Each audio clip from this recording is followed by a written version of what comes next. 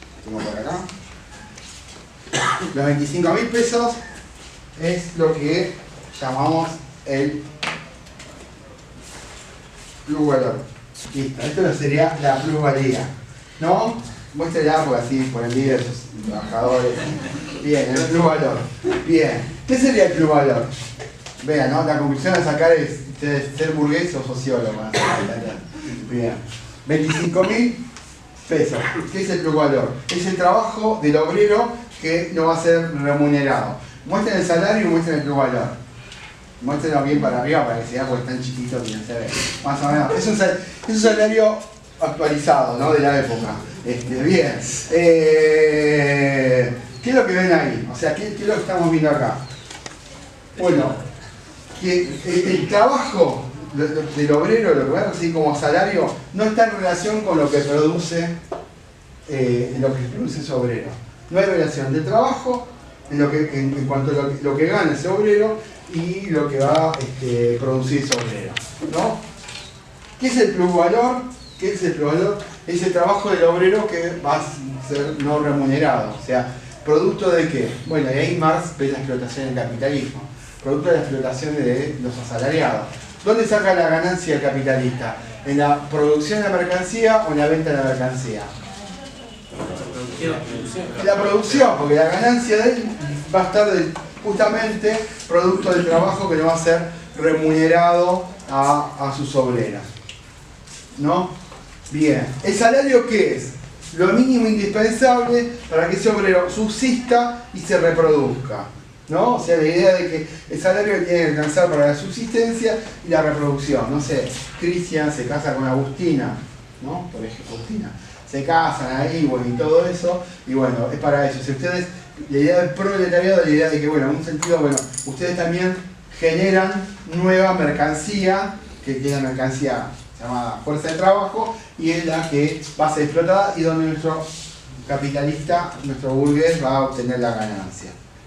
Bien, tal vez la explotación desde el punto de vista del capitalismo, dice Marx, no se percibe.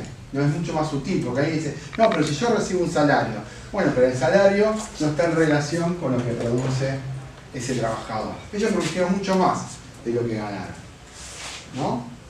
¿Y queda claro esto? Bien. Bueno, hay un dibujito ahí de Marx, los puse ahí, bueno, ahí está Marx ahí en el baño, dice, lo descubrí Jenny, Yuppie, la explotación surge de la diferencia de que lo que vale la capacidad de trabajo y el valor de lo que producen los empresarios, pagan el primero y se quedan con el segundo, ¿no? Esa es la fuente de plusvalor o plusvalía.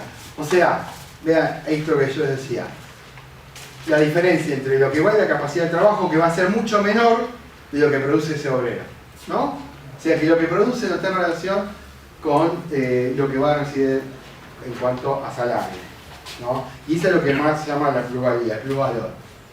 Bueno, ahí es una imagen, ahí es interesante ver ahí el capitalista cómo saca.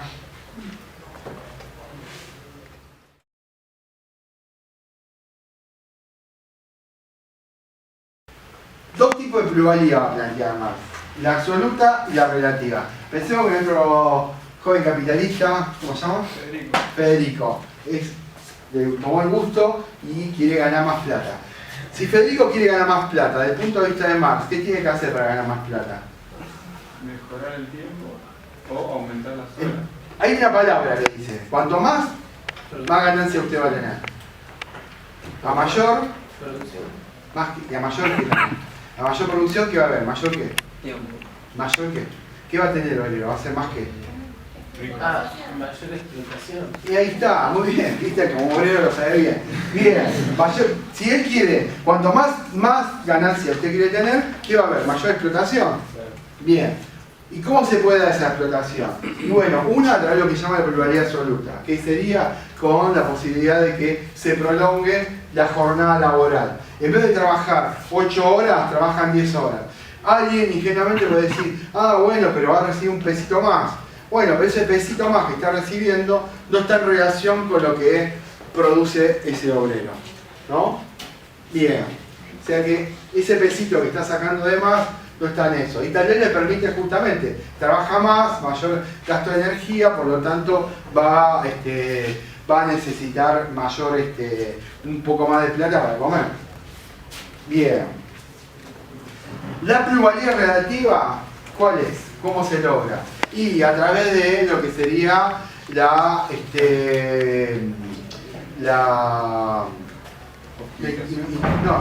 incorporación de maquinaria, que hace, que ustedes lo que decían también, que esa persona gane más en menor tiempo, porque produce mucho más. Produce mucho más en menor tiempo.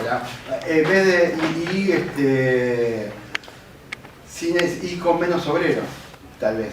Ya necesita 5 obreros, necesitaría 4 o 2. Usted incorpora una maquinaria que el trabajo del ensamble que hacía, no me acuerdo, creo que Agustina o no sé quién, ya lo hace una máquina. Entonces ya ese obrero no necesita, y lo hace de manera más rápida. ¿Qué es lo que va a pasar ahí? Bueno, que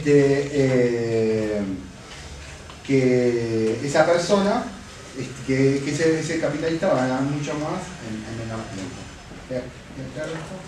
Bien, con lo que sería la introducción de maquinaria. Bien. Esa es la relativa. La relativa. Y aparte, otro hecho genera la maquinaria, la introducción de maquinaria. ¿Qué es lo que recrea? Si se introduce maquinaria, ¿qué expulsa? Productos indispensables. No, desempleo, o sea, gente queda desempleada. Ahí está, Cristian. Por ejemplo, el trabajo que hacía Cristian ya no lo hace. De hecho, va a pasar esto. Alguien vio esto, Agustina vio esto y se dio cuenta de la plusvalía y su salario. Y dice, bueno, yo quiero conseguir más salario. Bueno, la maquinaria, la introducción maquinaria, ¿qué hace? Que expulsa fuerza de trabajo, se necesitan menos trabajadores. Necesita 3 trabajadores, ya no 5. O 2 lo necesita. Bueno, y genera recrea, ¿qué cosa? Obreros que son disponibles. Lo que Marx va a llamar el ejército brutal de reserva. Por lo tanto, esos obreros disponibles van a cumplir una función. ¿Qué va a hacer? Disciplinar a los trabajadores. Agustina sabe que Federico la está explotando. Pero ¿qué sabe? También sabe que hay un montón de gente que está desocupada y que puede ocupar su puesto de trabajo. O sea, hay conciencia de que las personas, o sea, el asalariado gana poco, no gana en relación con lo que produce. Pero mira alrededor suyo, ve desocupado y dice, bueno, ¿qué va a hacer? La tengo que bancar, porque si no, puede estar peor todavía. Bien. Dato para tener en cuenta también, porque el obrero, su forma de subsistencia, ¿cuál va a ser? ¿Cuál va a ser su forma? Bueno, va a estar dada justamente vendiendo su fuerza de trabajo. O sea, no tiene, ella si se revela y dice yo no quiero trabajar, bueno, no quiere trabajar, pero ¿qué va a tener que hacer después? Y viene otro y ocupa tu lugar. ¿Y usted qué va a hacer para poder subsistir? ¿Y qué va a pasar en el trabajo? ¿Va a ser explotado? De nuevo. Y lo mismo, o sea, eso es lo que va a decir Marx. Digo, la explotación va a estar ahí siempre, salvo cuando, según Marx, hagamos la sociedad capitalista y otro tipo de sociedad donde no habría clase. Alguien pregunta algo y yo no. Sí. Todo este proceso se ve bien claro cuando se hace lo que se conoce como el tie-off en la revolución industrial, de cómo la Gran Bretaña tenía esa sociedad de artesanos que trabajaban, que tenían muchos beneficios, y con la implementación de la innovación de lo que es la tecnología, todos esos artesanos quedaron todos varados y la población se vino abajo. Bueno, tiene que ver con eso, y de hecho esos artesanos para poder subsistir tuvieron que vender su fuerza de trabajo. Y muchos quedaban al margen. Digo, la idea de esos obreros disponibles, esto es interesante porque, ¿por qué es interesante? Porque la desocupación, en algún sentido, es un elemento del capitalismo, o sea que es necesario esa desocupación, o sea, el capitalismo expulsa fuerza de trabajo, su propia lógica hace que expulse fuerza de trabajo, o sea que es parte también de la sociedad capitalista que haya desocupación, no es algo que es por error, sino es parte de esa sociedad. De hecho, juguemos un poco, usted es un gran empresario, con un montón de plata, ¿en qué sociedad usted invertiría? No, pobre. Bien. ¿Y por qué? Porque no sé, hay más oferta laboral. También depende de lo que quieras hacer, pero por lo general hay más oferta laboral, entonces va a haber más, va a ser más valioso mi trabajo. Porque la gente se va a... Más valioso y puesto usted en salarios más bajos. Claro, si por ejemplo en una sociedad donde la desocupación, o sea, para que un país sea, una sociedad sea atractiva para que venga un empresario a invertir, bueno, veamos las condiciones que tienen que tener los trabajadores. De hecho, situaciones que se plantean, ¿no? Dice, necesitamos seguridad jurídica, necesitamos que obreros flexibilizados. En definitiva está planteando, bueno, que un obrero o un asalariado donde no haya, por ejemplo, un contrato de trabajo que garantice derechos en cuanto a su trabajador, ¿no? Digo, cuanto más flexibilizado es, mejor sería, porque mayor ganancia para usted. Y flexibilizado, en términos más así, más claro, más precarizado. Cuanto mayor precarizado esté un trabajador, más ganancia del capitalista. Por lo tanto, digamos, más, sería mucho más interesante que usted invirtiera. Por eso también está el tema de, bueno, inversiones extranjeras. Bueno, para que se generen, bueno, y teniendo en cuenta cuánto gana un obrero en China y que puede ganar acá. O sea que ahí es cierto una cosa, que es importante el tema de la calificación, pero no es lo único que determina, porque en lo que usted plantea puede encontrar obreros calificados y con un salario extremadamente bajo. Bien, queda claro. Bueno, vamos a ir a unas cositas, frasecitas que tengo por ahí. Bien, es un chistecito que es claro para entender lo que plantea Marx. ¿Qué le dice a este hombre? No, pensemos un empresario que tiene la mano, dice que trabaje más rápido, no dice unos obreros trabajando. ¿Y cuánto les paga? Unos 20 pesos al día. ¿De dónde sacas el dinero para pagarle? De vender mercancía. ¿Y quién produce? La produce él, obviamente. ¿Cuánto produce por día? Produce unos 100 pesos al día. Entonces le dice, y ahí está yo no digo que la compartan, no, pero ahí está la lógica, para que se entienda la lógica marxista, o sea, lo que plantea Marx. Entonces no le pagas, él te paga 80 pesos al día por ser su jefe. ¿No? Dice, pero yo soy el propietario de las máquinas. ¿Y cómo compraste las máquinas? Vendiendo mercancía, conseguí dinero. ¿Y quién ha producido esa mercancía? Dice, cállate, así, no sigas que te han oído. O sea que todo lo que obtiene ese capitalista y las maquinarias que compró son producto de explotación del trabajador, ¿no? Digo, esta es lo que nos plantea Marx, ¿no? O sea, y lo interesante es la idea de que no es el empresario que le paga al trabajador, sino el trabajador que le está pagando al empresario, ¿no? Este cambio así. Bien. A ver. Esta frase de Marx, ¿a qué se refiere? Dice, la mercancía no puede ir por sí solas al mercado, intercambiarse ellas mismas. Tenemos que volver la mirada hacia su custodia, los poseedores de mercancía. La mercancía son cosas y por lo tanto no pone resistencia al hombre. Si ella se niega a que las tome, puede recurrir a la violencia, en otras palabras, apoderarse de ella. ¿De qué mercancía está hablando acá, Marx? La fuerza obrera. La fuerza de trabajo. Bien, bien. Y es interesante, hombre, me parece. Bien. La fuerza de trabajo, su salario. La fuerza de trabajo es una mercancía, ¿no? Que se vende en el mercado. Y cuando dice, si ella se niega que las tome, puede recurrir a violencia. O sea que, digo, de hecho, está violentada esa mercancía justamente porque el capitalismo genera obreros disponibles que hace que esa mercancía sea disponible. Lo que yo le decía a Agustina, bueno, vos no vas a trabajar con él, con Federico, pero en algún momento vas a tener que trabajar, ¿no? Hay una película muy buena argentina llamada La Fiaca, es muy interesante porque justamente cuestiona el trabajo asalariado. Y hay una parte de la esposa, que sea Norma Leandro, que cuestionaba el trabajo, era Norman Brisky, ¿no? Es un actor, que decía, vos naciste empleado y vas a morir empleado, ¿no? Y en un sentido le estabas diciéndole, bueno, vos Si vos querés subsistir, vas a tener que trabajar y ser empleado. No hay otra opción acá. Bien. Bueno. Esto me gusta mucho. Porque si hay algo que introduce el marxismo, el tema, primero, para tener en cuenta, el tema del conflicto en la sociedad. Esto me parece que es interesante tenerlo en cuenta, que el conflicto es algo que está en la sociedad, que es algo inherente, y que una sociedad puede ser democrática, pero el conflicto va a estar, o sea, es algo que subyace. Y en este sentido me parece que está bueno para tenerlo en cuenta, para no desilusionarnos cuando decimos, o escuchamos frases como, todos tenemos que ponernos de acuerdo, todos tenemos que tirar por el mismo lado. Es mentira, no vamos a poder tirar todo el mismo lado. Va a haber gente, digo, porque no es lo mismo, digamos, un empresario que un asalariado.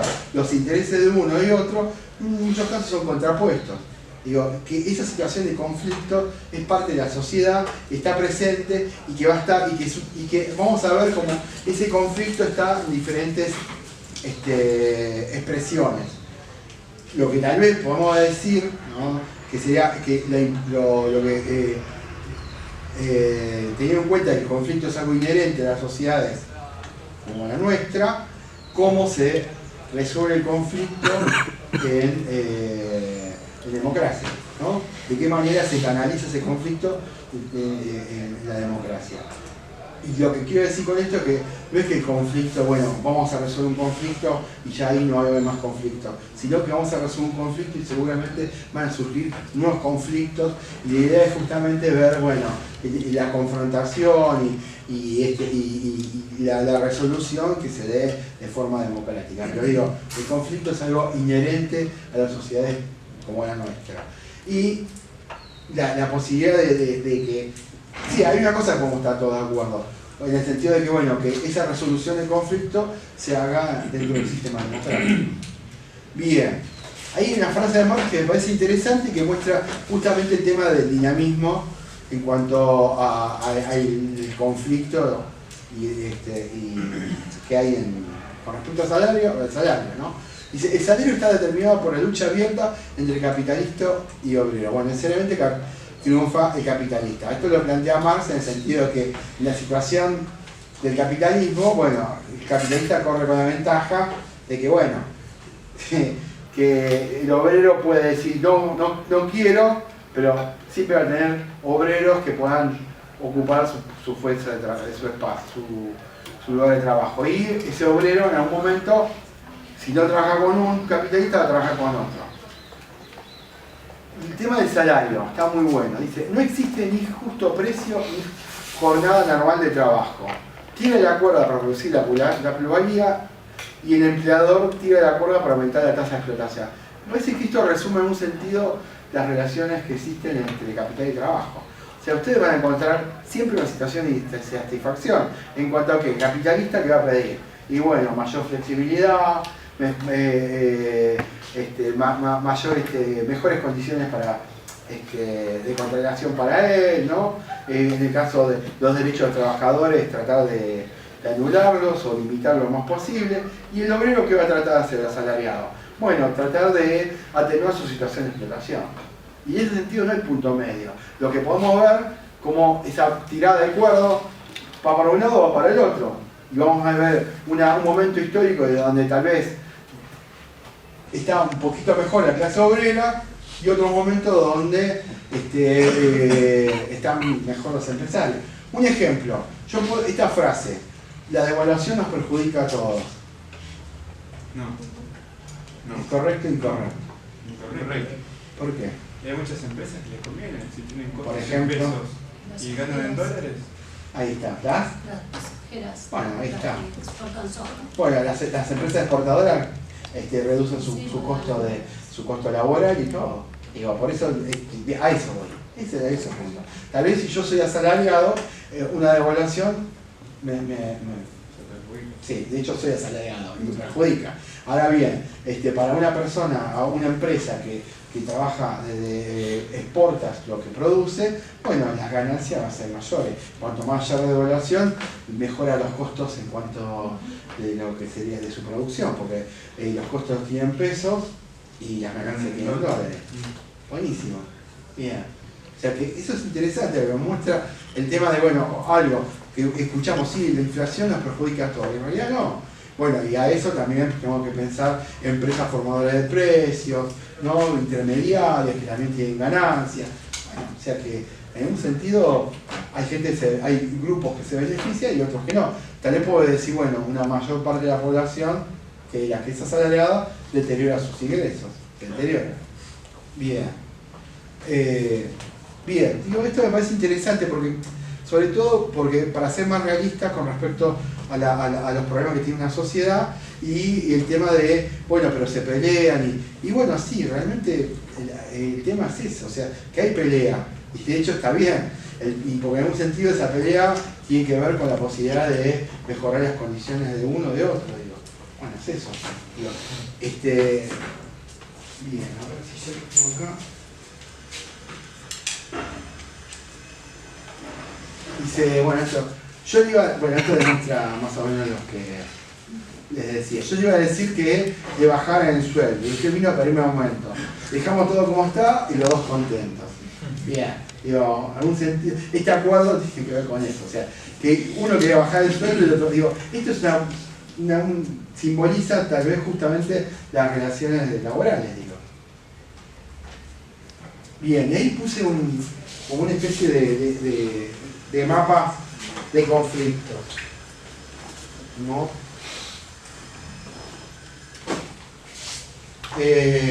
Bueno, dice, Macri habló, es interesante porque esto es lo que quiero decir. Macri habló con el corazón, la sociedad rural y la sociedad respondió otro pedido para eliminar retenciones. Si algo, digo, uno puede criticar, ¿no? Pero si algo fue una política, digamos, donde redujo retenciones, este gobierno fue a favor, digamos, de los sectores vinculados a la sociedad rural, o sea, política. Así todo, la sociedad rural pide eliminación de retenciones. Digo, esto es lo que muestra, o sea que ninguna política va a satisfacer a los contendientes dentro de la sociedad. Siempre van a querer un poco más, ¿no? Siempre, ¿no? En menos de 4 años los trabajadores perdieron la quinta parte del salario. Ganancia millonaria para sojeros, exportadores, bonos de sojeros y exportadores, bonos de 5.000 pesos estatales. Bueno, más o menos el jueguito acá hicimos, ¿no? El tema de la moneda. El tema, digo, estas dos realidades, esto me parece interesante, claro, ¿no? Y así como en un mapeo, porque muestra justamente, se dan en el mismo momento, en el mismo espacio, donde hay ganadores y hay perdedores. Y hecho de tener 5.000 pesos, si un trabajador obtener, que también es difícil, porque por ejemplo, docentes no lo tenemos, se da, cada vez es más difícil los 5.000 pesos extras que se daban, en términos de ganancia, digamos, es el sector que perdió ingresos, ¿no? Después abajo, el acampe de movimientos sociales pidiendo mayor partida para alimentos. Miren, eso, uno dice, es más, vemos en medio de comunicación y dice, ese es el conflicto. Ahí vemos ahí los piqueteros, 9 de junio, y muestra, esta es la expresión de un conflicto. Ahora bien, eso es la expresión de conflicto, como que la sociedad rural pida eliminar las retenciones. Las dos son situaciones de conflicto. Lo que pasa, uno lo hace en el predio de la sociedad rural y el otro lo hace en el 9 de julio. Pero ambas situaciones expresan la lucha de clase. Ambas, o sea, no es que una es lucha de clase y lo otro es un discurso. No, es lucha de clase también. Por un sentido, y hay relación, porque si hay un sector que concentra mayor riqueza, significa que hay un sector que va a tener más pobreza, digo, ¿no? Digo, esto, digamos, es la expresión de lucha de clase. Que esto de ganancia millonaria para los ojeros y que los asalariados tengan un bono de 5.000 pesos, bueno, también es una expresión de la lucha de clases, ¿no? Porque tiene que ver cómo se está redistribuyendo la riqueza en la sociedad. Digo, son expresiones de lucha de clase.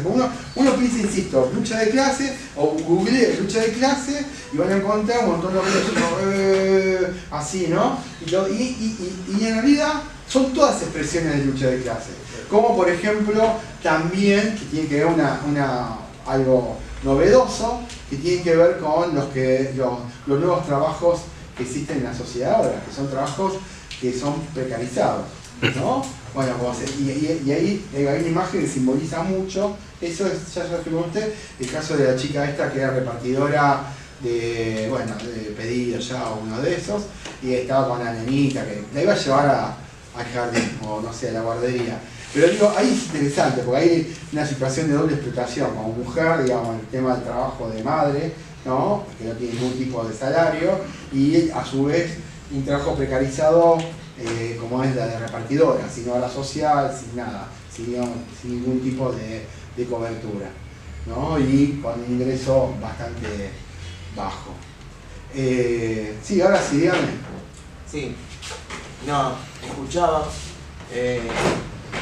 Sí, yo también coincido con que los conflictos son inherentes a las sociedades. Y sí, creo que hay en todos los países del mundo hay luchas de clases sociales. Y creo que es lo normal que eso pase en sistemas capitalistas como el nuestro. Pero lo que me llama la atención es que si los miembros de la sociedad rural son los que piden bajar sus retenciones, hay una lógica que sean los miembros de la sociedad rural los que ellos pidan. Lo que no tiene lógica es que los que no pertenecen a la sociedad rural defiendan esos mismos intereses. ¿De qué lucha de clases se está hablando? Si son los mismos asalariados los que los defienden porque los llevaron al poder. Bueno, una cosa. Yo diría Marx, si viene acá a la clase y lo escucha usted, ¿no? Se rascaría hacia su barro y diría, bueno, lo que usted puede ver ahí es una situación de falsa conciencia. O sea que absoluta. Bueno, porque ellos siempre pagan mucho, ellos siempre pagan mucho, y a nosotros, pues escuchar decir a la gente en la calle, pagábamos poco de luz, pagábamos poco de gas. Bueno, eso tiene que ver también con la ideología y la reproducción de la ideología dominante y cómo esa ideología, bueno, se asimila en los que son explotados y bueno, y terminan reproduciendo eso. Digo, esa es otra cosa, eso lo hablo desde el punto de vista marxista. Digo, bien, está bueno lo que está planteando. Que la misma clase social pelee pero en contra de su propia clase. Y bueno, hay una falta de conciencia absoluta. Desde el punto de vista marxista uno diría eso. O una falsa conciencia en cuanto a que justamente, falsa conciencia ¿por qué? Porque en un sentido uno responde a los intereses en cuanto a materiales de la clase que pertenece, sino a la clase que la explota. Bueno, pero ahí tiene que ver con la ideología dominante y cómo se reproduce esa ideología dominante. Bueno, sociólogo marxista diría, bueno, es fundamental cómo esa ideología se reproduce a través de qué cosas. Yo no me imagino a un miembro de la sociedad rural, no puedo imaginarme a un miembro de la sociedad rural decir pagábamos poco de impuestos a la soja, de retención a la soja, no me los imagino. Yo siempre tal vez, digo, para lo positivo de un miembro de la sociedad rural que es mucho más consciente del lugar que ocupa en la sociedad y qué lugar ocupa de quizás tiene más conciencia social, más conciencia social, conciencia de clase. Conciencia de clase. Bien. Sí, bueno, eso sí, estoy de acuerdo. Bien.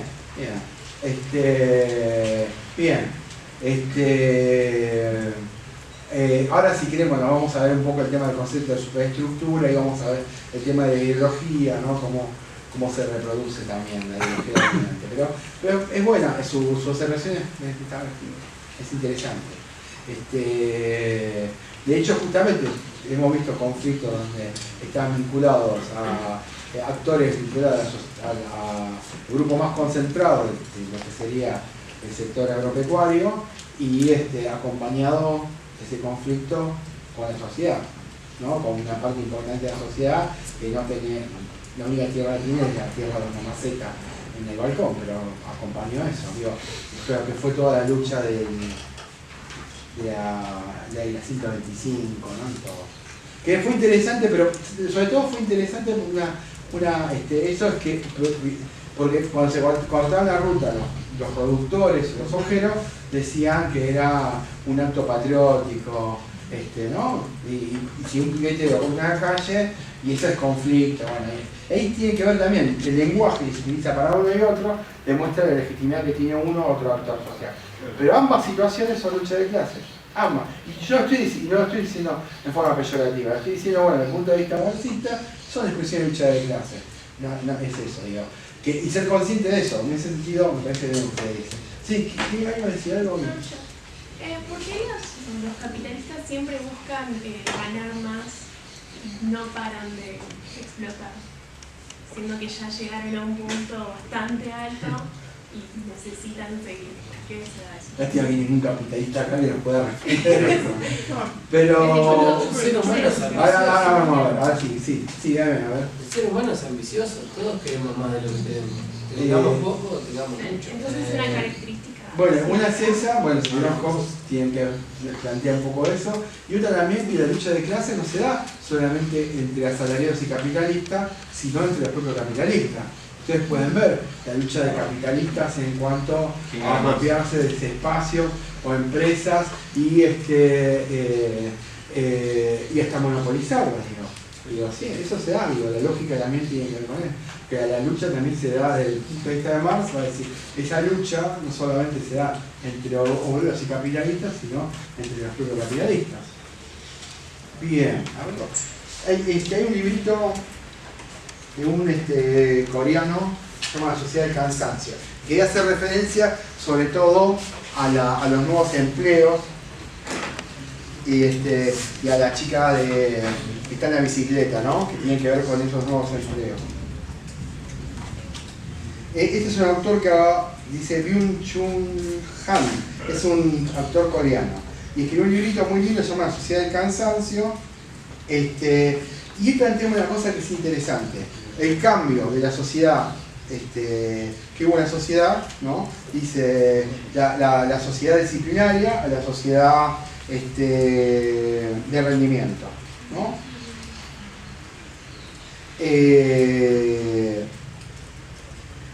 Y plantea lo siguiente, la sociedad disciplinaria, ¿cuál sería?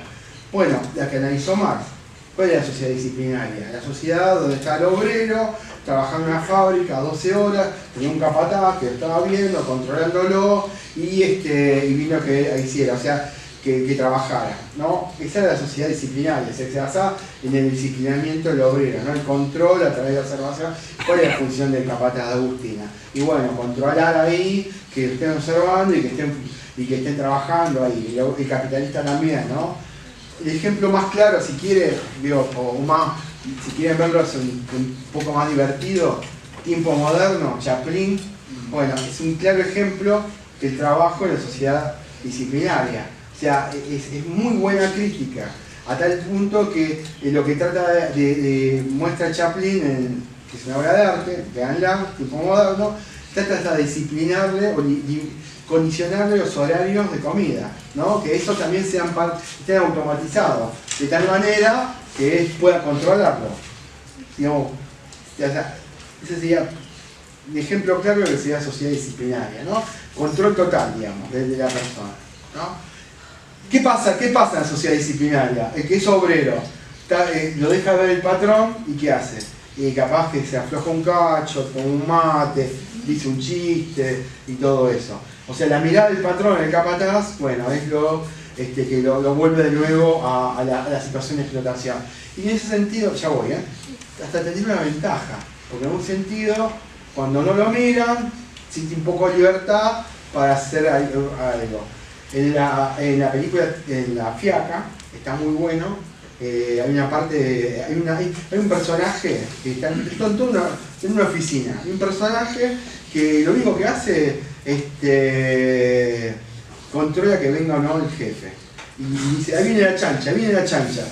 Ese es el libreto, ahí viene la chancha. Y está bueno, digo, que mostraba justamente cuando venía en este caso era el jefe, ¿qué hacían? Bueno, trabajaban, o sea, controlaban. Mientras no, el rol era ese, ¿no? Avisar que venía el jefe y entonces ahí otra vez tenían que volver a trabajar. Sí, dígame. Sí, que en Chaplin también pasa un suceso de que sale de la fábrica, está tan adiestrado, digamos, que cuando sale de la fábrica y vuelve a entrar, vuelve a fichar. Es tanto que lo hace todo el tiempo, que es como que lo vuelve a repetir, salga 5 veces de la fábrica y vuelve a entrar, lo vuelve a fichar, digamos. Sí, y otra cosa más que muestra la enajenación, el disciplinamiento, es como él repite movimientos, ¿no? Hay una parte muy graciosa que encuentra, ve, no, en los pechos de una mujer, ¿no? Tuercas y quiere ajustárselo, digo, como que está tan enajenado que bueno, que eso también es lo que plantea el Marx, que lo que produce el trabajo es la enajenación. Bien, pero a mí lo que dice este autor, ¿no? Una cosa un poquito hasta más pesimista, dice, pasamos a la sociedad disciplinaria a la sociedad de rendimiento. Y la sociedad de rendimiento tiene que ver con un sujeto que tal vez no es controlado por otro, se controla a sí mismo. ¿Quién sería? Por ejemplo, el emprendedor. Esta chica trabajando en un sistema a través de una aplicación, un sistema de reparto, digamos, la jefa de ella, en un sentido, es ella misma. Ella es la que trabaja, ella es la que pone sus tiempos, pone sus tiempos en cuanto a los tipos de trabajo y todo. Es ella, pienso en alguien conduciendo un Uber, ¿no? Que es interesante, si ustedes escuchan, toman un Uber, o la persona el conductor dice, yo acá trabajo como quiero, hago lo que quiero. Ah, qué bueno. ¿Y cuánto trabajas? 14 horas. Bien. ¿Y cómo es el horario? Y a veces salgo a las 4 de la mañana, los horarios, pero en definitiva no trabaja como quiere, porque aparte, y es más, es un trabajo precarizado, digamos, precarizado, una extensa jornada laboral y con turnos rotativos, que es el peor trabajo. No me digan que no, porque el turno rotativo es lo peor, o sea, que uno trabaja un horario y después trabaja en otro horario, nunca es dueño de su tiempo, porque nunca dice, no puede estudiar, no puede ir al teatro, o puede jugar al fútbol, porque los turnos son rotativos, por lo tanto no puede hacer otra cosa más condicionado por el trabajo. Y una persona que dice el conductor, bueno, yo acá hago lo que yo quiero. Bueno, ahí está el tiempo, ahí también hay una falsa conciencia, si quiere, ¿no? Ningún tipo de cobertura igual. ¿Cómo? Que no tiene ningún tipo de cobertura. No, ninguno, sí. Bueno, eso en ese emprendedurismo pierde derechos el trabajo. Y exacto, sí, hay el famoso emprendedurismo. Bueno, ahí es eso, sí. Si algo justamente, hay un autor llamado Robert Castell que planteaba que el trabajo, ¿qué incluía el individuo de la sociedad? ¿Qué lo afiliaba? Era el trabajo. ¿Pero por qué decía el trabajo lo afiliaba? Vamos a esto y después vamos a lo que dice. ¿Por qué el trabajo afiliaba? Porque el trabajo le garantizaba la integración en cuanto a su derecho como ciudadano. Además, una palabrita que decían los abuelos. ¿El trabajo qué? El trabajo dignifica. No está, digo, ¿por qué? Es una palabrita, digamos, una afirmación que tiene que ver con un contexto histórico. ¿Cuál sería el contexto histórico?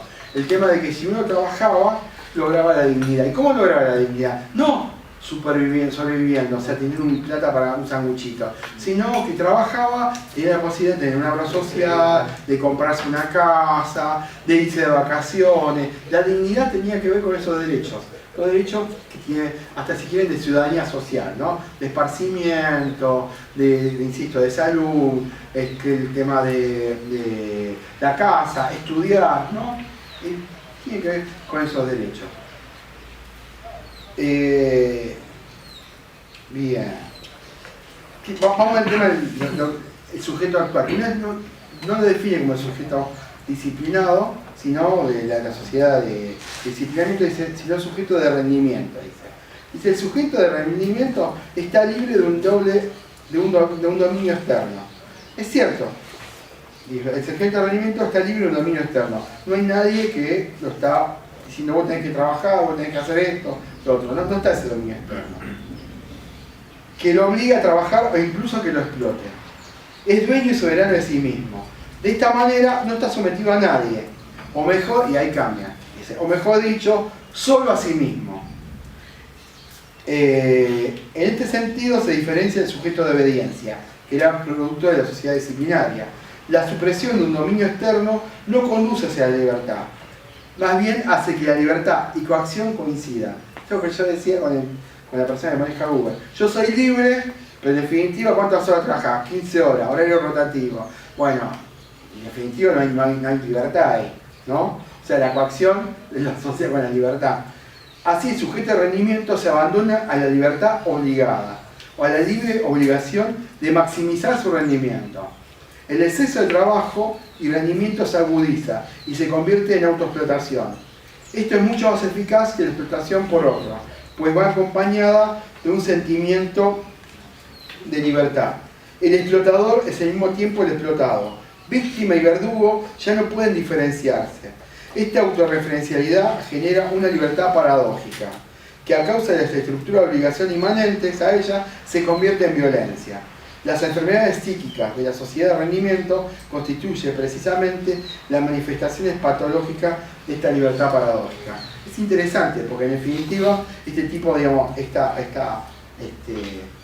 doble situación de explotador y explotado que conviven en la misma persona, lo que genera justamente esta paradoja que esa persona se enferme. Y tal vez hasta hay mucho más sutileza en este tipo de explotación. La sutileza está dada en que la persona se cree que es dueña de sí mismo cuando justamente no está totalmente limitada, digamos. Y es más, la autoexplotación lo asocia con la libertad, ¿no? Es fuerte, o sea, ya no tiene ni la posibilidad de decir, bueno, no me están viendo y hago algo, y puedo tomar un mate, o me relajo, ni eso está.